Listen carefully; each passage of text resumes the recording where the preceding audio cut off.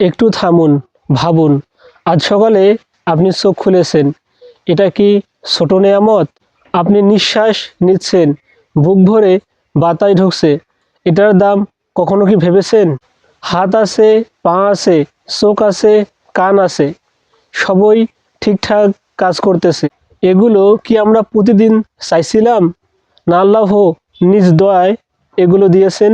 একজন মানুষ আজ হাসপাতালের বেডে শুয়ে আছে, আর আপনি হেঁটে বেড়াচ্ছেন। এটাও কি আল্লাহর নেয়ামত নয়?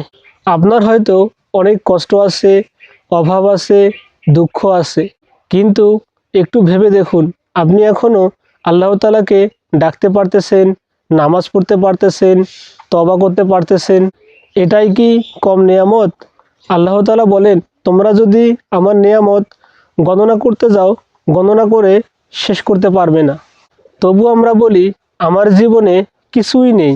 হয়তো আমাদের জীবনে সব নেই, কিন্তু যা আছে তা অনেকের স্বপ্ন। আজ শুধু একটি মন থেকে বলুন আলহামদুলিল্লাহ, কারণ নেয়ামতের শুকর করলে আল্লাহ তাআলা নেয়ামত বাড়িয়ে দেন।